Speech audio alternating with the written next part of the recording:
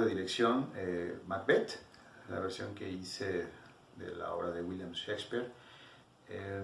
Antes de esa obra yo había trabajado varios textos, varios experimentos en la escena, pero yo los consideraba más bien como puestas en escena a desarrollarse en un discurso, y creo que con Macbeth es la primera vez que yo me encuentro con un discurso como director.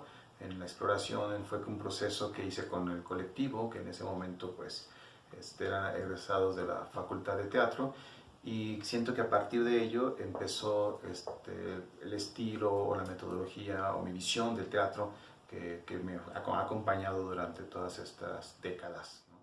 La primera vez que presentamos Macbeth fue para un congreso de la MIT, y recuerdo muy bien cómo nosotros mismos traicionamos la esencia de la obra, porque la obra estaba diseñada para 12 espectadores que estaban conviviendo en un ritual ahí con los actores, y cada espectador tenía un personaje determinado que, sin moverse de su asiento, al darles objetos, hacíamos que ellos pudieran participar de la acción. Pero en ese momento nos invitaron a más de 200 personas en un teatro. Entonces eso fue una cosa muy rara, porque los que apreciaron la obra ahí adentro, que fueron nada más los 12, pues ellos vivieron una experiencia completamente distinta a los 250 que estaban en el público, que obviamente nos destrozaron. Fue el estreno y dijimos, ya aquí acabó la obra. Pero una de las ventajas que yo he tenido al seleccionar a los actores, y que me cuido mucho en eso, es que sean actores muy fuertes en ese sentido, que tengan la capacidad de soportar cualquier tipo de crítica. Afortunadamente pudimos vencer esa primera impresión, y eso nos trajo muchísimas gratificaciones después, porque ganamos el primer festival, ¿no? Bueno, más bien gané la primera vez el festival universitario de la UNAM con ese trabajo, y empezamos a dar unas funciones, una temporada muy larga, participando en varios festivales. Me parece que Macbeth fue como la punta de lanza, pues, de lo que yo iba a empezar a desarrollar durante toda mi trayectoria como director.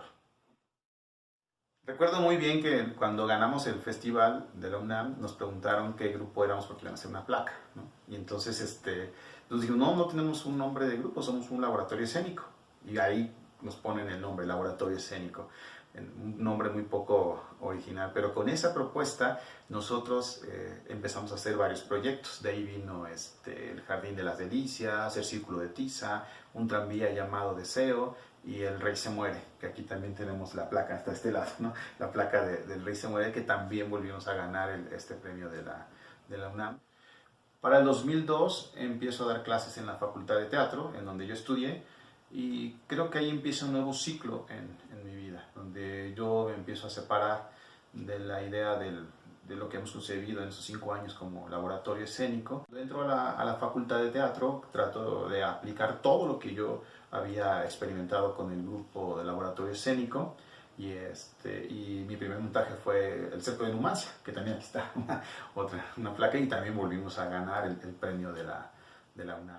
Algo muy importante que viví en la Facultad de Teatro fueron los festivales internacionales a los que pude asistir, primero siendo sede acá en México, yendo a Tamaulipas, y después fuimos a Filipinas y a Rumania, y bueno, ya posteriormente, la siguiente década, fuimos a China. Pero en estos 3 primeros festivales era muy interesante, porque ibas a encontrarte con otras escuelas de otras latitudes, de otros países muy importantes, ¿no? Como Alemania, Japón, la India, Perú, Rumania, y íbamos a compartir metodologías. Me sorprendió mucho ver la línea performativa que tenían los de Irán, también la línea súper contemporánea de los griegos, que uno se imagina que van a traer todo el teatro tradicionalista, pero no, o sea, más bien ellos ya estaban como en otra búsqueda. Y era muy interesante cómo podemos compartir conocimientos y cómo nos iba a nosotros. A mí me da mucha risa que siento que la base de estos festivales es como un encuentro cultural, y lo marcan mucho diciendo, bueno, a ver, de América, ¿a quién invitamos? A Perú y México. Sabemos que tienen más cultura, o más fortalecida, pues, sus raíces. Y Y obviamente pues nosotros dijimos, vamos a llevar una apuesta teatral, esa es la idea, que compitiéramos en el nivel teatral. A la par de todos estos montajes universitarios, estuve desarrollando la investigación del ensueño, que fue un montaje, bueno, del que he hablado ya muchísimas veces, y fue un montaje paradigmático pues, en el teatro, en Jalapa, durante la primera década, y justo cuando terminamos de dar funciones en 2007, al siguiente año es cuando yo ya me salgo de la Universidad Veracruzana y empiezo a trabajar en otras universidades, específicamente en Pachuca y en Puebla. Y es ahí que empieza una nueva etapa en mi vida. Me salgo de todo el ambiente jalapeño, que tenían como una cierta línea de apreciar el teatro, empiezo a relacionarme con otros teatristas de otros estados, otros estudiantes, otra forma de ver distinto el teatro. Me separo un poco de lo que yo había fortalecido mucho desde con Laboratorio Escénico, que era un trabajo físico muy, muy importante, pero yo sentía que el teatro, o más bien la actuación, estaba cambiando en ese momento. Ya no era nada más la figura del actor como eje central del discurso, sino que ya estábamos pasando pues, a otra etapa. Y en el sentido de la interpretación, pues queríamos ver actuaciones todavía muchísimo más naturales, más orgánicas, y muchas veces el efecto actoral podía parecer como obstáculo mismo ante lo que nosotros queríamos apreciar como espectadores. Y entonces modifico también mi postura y creo que es donde es ahí cuando yo empiezo a fortalecer precisamente mi capacidad pedagógica. Después entro a una etapa en donde siento que el sentido de la representación ya no me satisfacía del todo, como trabajar directamente con lo que venía desarrollando desde el principio de mi profesión como director. Sentía que tenía que buscar como nuevas formas, nuevas fórmulas. Veía muchísimo teatro con el cual me pudiera inspirar.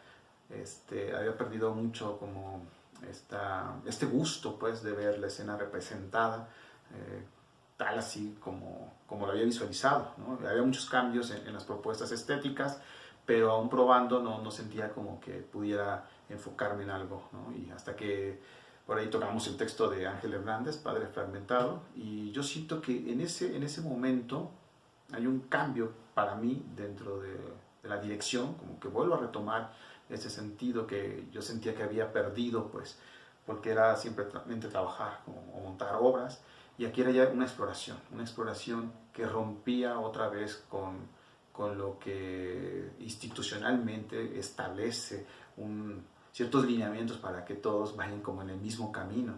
Entonces, esta idea de dialogar con el espectador, de intervenir el texto, de dejar a un lado pues, el texto, fue como muchísimo más claro en este proyecto.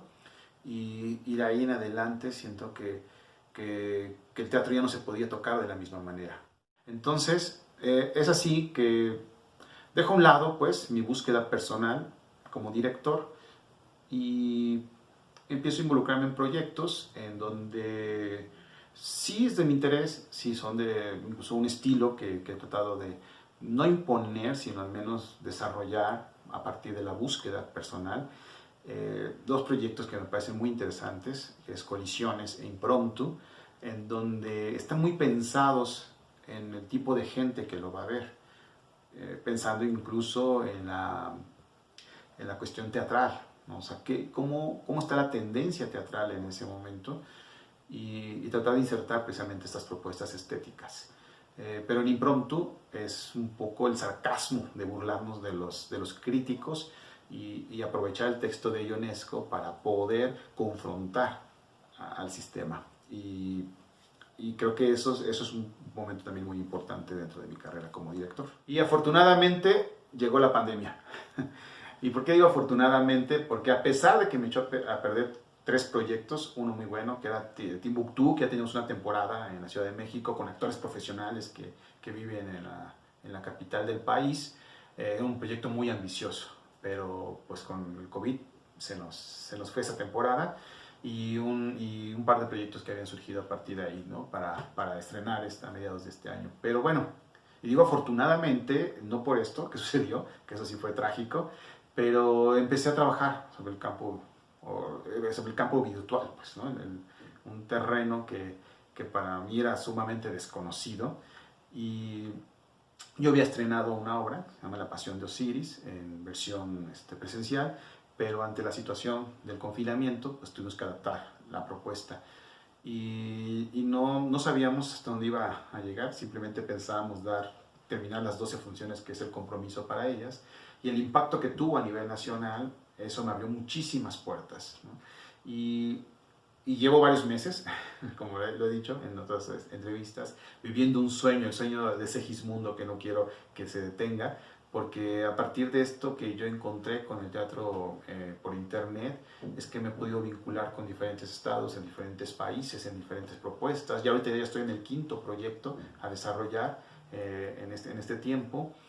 Y no paro de investigar en ese sentido. Creo que volví yo a respirar pues el teatro, volví a repensar pues todas las cosas que yo criticaba antes, no nada más de mí, sino como espectador.